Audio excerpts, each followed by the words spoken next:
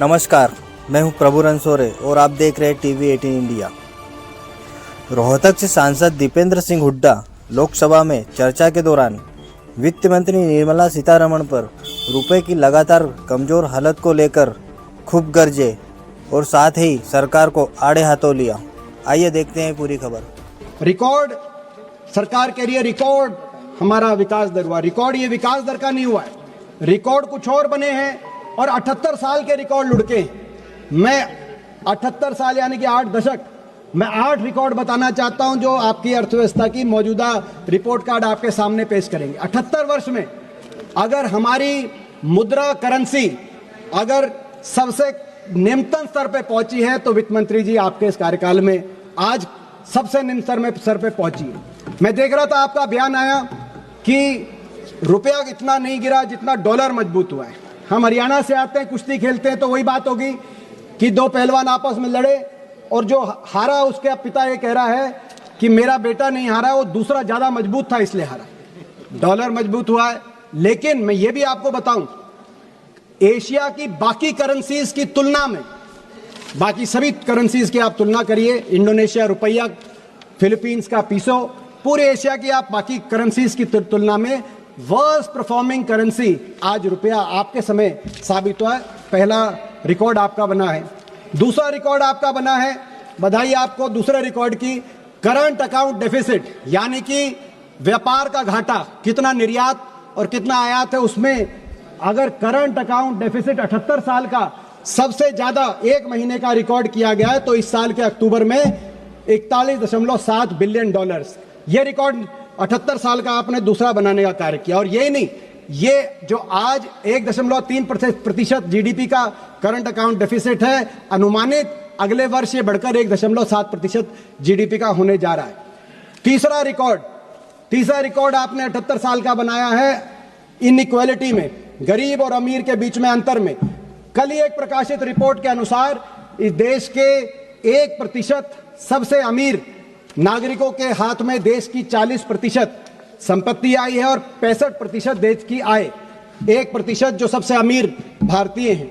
ये गरीब और अमीर में असमानता का 78 साल का ही नहीं, 100 साल का रिकॉर्ड, 1922 से आंकड़े अर्थशास्त्री इन आंकड़ों को ध्यान देते हैं। 100 साल का गरीब और अमीर का अंतर आपने नया रिकॉर्ड बनाने का काम किया। एक और रिकॉर्ड जो पंकज चौधरी जी आपके एमओएस यहाँ पे उपस्थित हैं, उन द्वारा राज्यसभा में एक उत्तर दिया गया, उनको बधाई भी देते हैं, उनका अच्छा आपकी पार्टी में पदोन्नति होने जा रही है। राज्यसभा में आपने उत्तर दिया कि पिछले 10 साल में 16 लाख करोड़ राइट ऑफ हो गया। और ये किसका राइट ऑफ हुआ? ये इसमें कॉर्पोरेट का राइट ऑफ हुआ, किसान का, सब जानते हैं। यूपीए के समय हमने 78,000 करोड़ किसान का एक साथ कर्ज माफी किया था। आपके समय 16 लाख करोड़ पिछले 10 साल में, यह भी 78 साल का एक और रिकॉर्ड, चौथा रिकॉर्ड जिसको मैं कहूंगा। पांचवा रिकॉर्ड, हमारी देश की अर्थव्यवस्था में इतनी मोनोपोलीज और इतनी डियोपोलीज प्राइवेट सेक्टर के को कभी नहीं मिली जितनी आपकी सरकार में। आज हम क्या देख रहे हैं? हवाई चप्पल से हवाई जहाज तक बैठने का आपने सपना दिखाया, लेकिन हमारे समय एविएशन सेक्टर के अंदर कंपटीशन था। Jet, Kingfisher, SpiceJet, AirAsia, Vistara, GoAir. अब क्या है? 65% मार्केट शेयर अकेला इंडिगो को और 26% एयर इंडिया को, दोनों मिला के 91% मार्केट शेयर। दोनों वो आपस में बात करके अगर रेट तय कर दें, हमारे देश के हवाई यात्री के पास कहीं पेटिशन का मौका नहीं। इसी को कहते हैं ड्यूओपोली और मोनोपोली। और केवल एक सेक्टर तक सीमित नहीं है, टेलीकॉम सेक्टर में जहां हमारे समय डोकोमा, यूनिनोर, एयरसेल, वोडाफोन, आइडिया, जियो, एयरटेल, अब सब समाप्त, केवल 2 रह गई।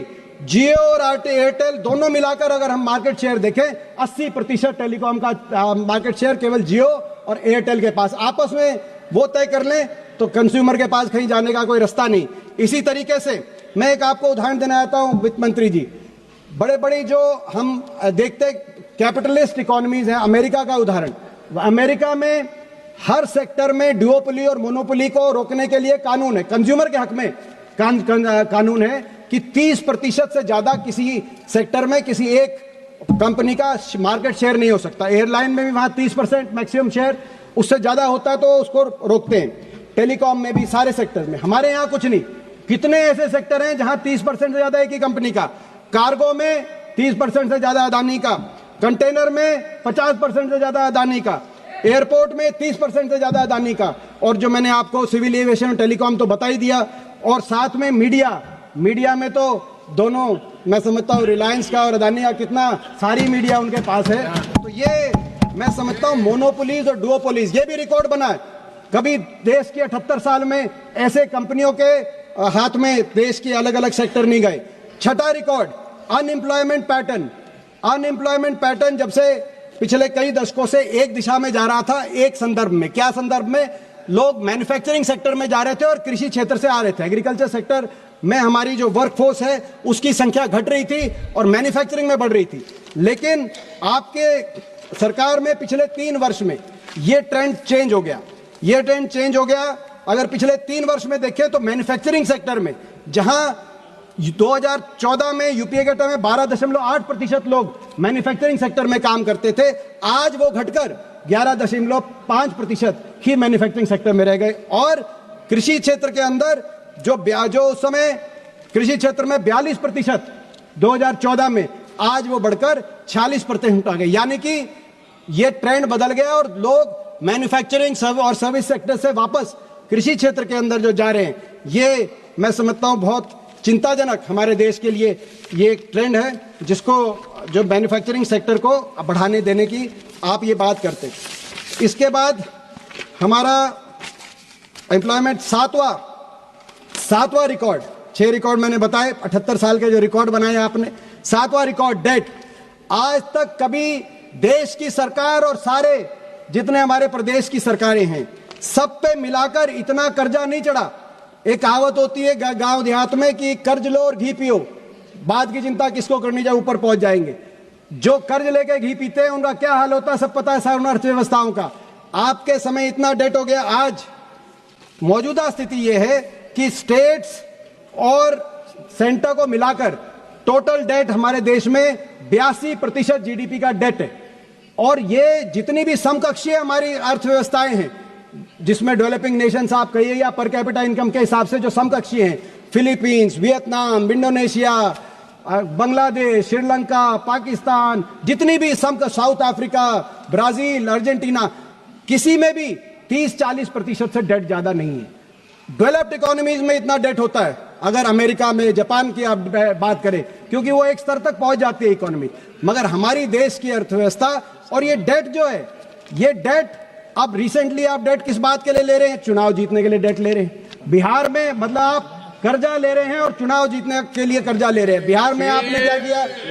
मैं हरियाणा का बताना चाहता हूं। हरियाणा के अंदर चुनाव से 2024 से 1 साल पहले हरियाणा के अंदर कुल मिलाकर 8.6 लाख बीपीएल कार्ड थे। चुनाव के लिए आपने बीपीएल कार्ड की संख्या बढ़ाकर 52 लाख कर दी और हरियाणा के 2,53,00,000 मतदाताओं में से 2 करोड़ बीपीएल बन गए। मतलब हरियाणा की आबादी 75% चुनाव के समय, विधानसभा चुनाव के समय आपने 75% below the poverty line declare कर दी। 4-5 महीने तक उनको राशन दिया, बीपीएल के सारी सुविधाएं दी, और उसके बाद अब चुनाव के 1 साल के बाद आपने इनमें से आधे राशन कार्ड फिर काट दिए। तो ये ना तो इतनी आंधी से हरियाणा में गरीबी आई जैसे चुनाव से पहले आई, और ना ही उसी रफ्तार से अमीरी आई। लेकिन चाहे वो हरियाणा का उदाहरण हो, चाहे बिहार में 10,000 देने की बात हो, आप कर्जा लिए जा रहे हैं, देश को कर्जे में आपने रिकॉर्ड बना दिया। और भाई इसी के साथ जो आपका 8वां ये कर्जे वाला 7वां रिकॉर्ड और 8वां रिकॉर्ड प्रदूषण। देश के इतिहास में इतना प्रदूषण नहीं हुआ जितना वित्त मंत्री जी आपके सरकार, मैंने 8 ही बताए क्योंकि 8 ही दशक हुए देश की आजादी के बाद, लेकिन बहुत से रिकॉर्ड आपने बनाए।